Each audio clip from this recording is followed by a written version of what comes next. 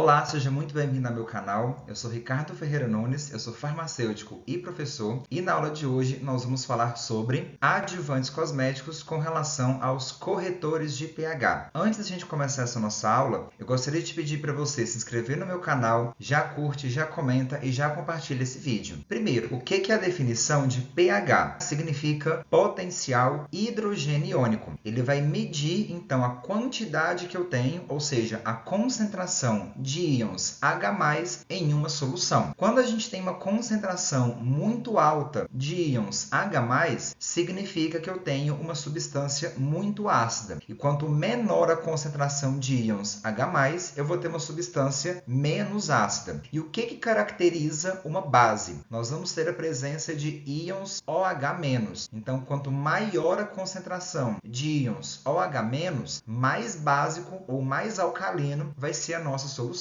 E quanto menor a concentração de íons OH-, menor vai ser o pH da nossa formulação. Então, como eu já falei para vocês, quanto mais íons H+, mais ácido ele será. Quanto mais íons OH-, mais alcalino a formulação será. E nós temos duas classificações para ácidos e bases. Nós temos ácidos fortes e nós temos também bases fortes. O que é um ácido forte? Significa que no processo de dissociação, ou seja, a separação desse íon H+, ocorre de forma 100%. Então, se eu coloco isso na água, ele vai liberar todo o seu íon H+. Já os ácidos que são fracos, significa que uma parte vai ficar na forma de H+, e outra parte vai ficar na forma não ionizada. Imagina aí o ácido clorídrico, HCl. Ele é um ácido forte. Então, quando eu coloco esse HCl na água, eu vou ter 100% de íons H+,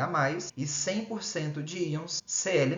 Então, significa que eu tenho 100% da dissociação desse ácido. Isso acontece da mesma forma para as bases. Nós temos, por exemplo, as bases fortes, que liberam 100% do seu íon OH-, e as bases fracas liberam apenas uma porcentagem desses íons. Um exemplo seria o NaOH, que é o hidróxido de sódio. Como o NaOH é uma base muito forte, quando eu coloco ele na água, eu vou ter 100% da formação de íons OH- e íons Na+. Com relação à escala de pH, então é uma escala numérica, é uma escala potenciométrica. Então, por ser potenciométrico, é um número elevado. Então, às vezes, tem muitas pessoas que falam que um pH de 4 para 5 não tem tanta diferença, porque é só um valor na escala de pH. Na verdade, de 4 para 5 faz muita diferença, porque a gente tem essa elevação à potência. Então, significa que a partir dessa escala, quanto mais próximo de zero, significa que eu tenho uma maior concentração de íons H+. Então, significa que eu tenho um ácido. Quanto mais próximo de 14, significa que maior é a concentração de íons OH-. Então, é uma substância mais alcalina. O 7, ele é neutro. O que significa esse pH 7? Significa que a mesma quantidade que eu tenho de íons H+, é a mesma quantidade que eu tenho de íons OH-. Então, é 50%. Metade de ácido, metade de base. Por isso que é um pH intermediário. Como que eu faço para corrigir o pH da minha formulação cosmética? Isso vai depender primeiro do tipo de formulação, porque cada local do nosso organismo tem um pH diferente, e vai depender também do princípio ativo da nossa formulação. O certo é a gente conseguir contemplar esses dois valores de pH. O mesmo pH do local de aplicação é igual ao pH de estabilidade do princípio ativo. Aqui eu tenho um exemplo. Acabei de preparar o meu produto cosmético e ele apresentou um pH igual a 2, mas eu preciso colocar esse pH no valor de 5 a 6, ou seja, um pH menos ácido. O que eu vou adicionar para corrigir esse pH?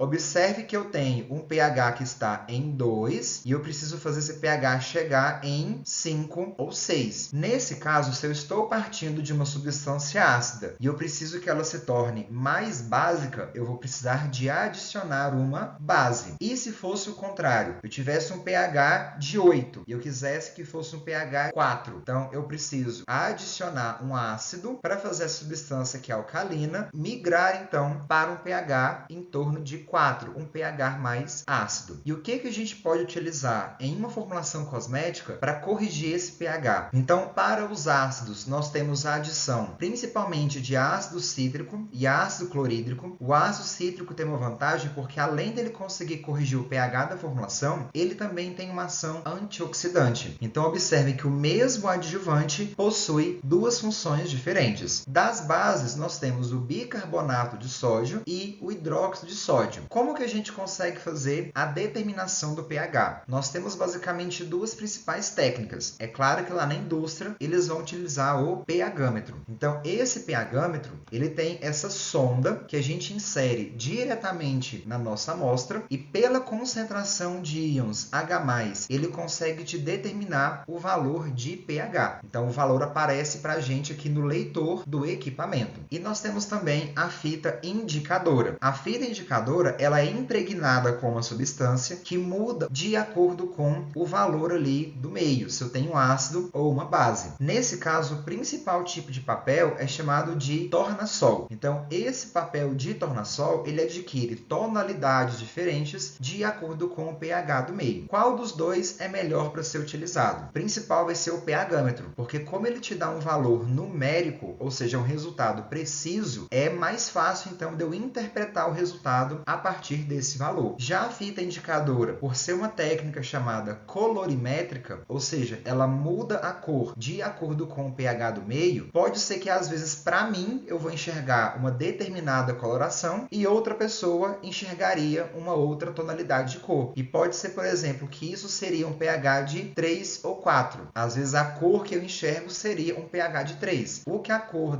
que a outra pessoa enxerga seria um pH 4. Então, por ser uma medida não muito precisa, ela se torna às vezes um pouco equívoca com relação a esses valores. Então, eu espero que você tenha gostado dessa nossa aula. Mais uma vez, já curte, comenta e compartilha esse vídeo. Se inscreva aqui no meu canal e não deixe de seguir nas redes sociais. Até a próxima aula!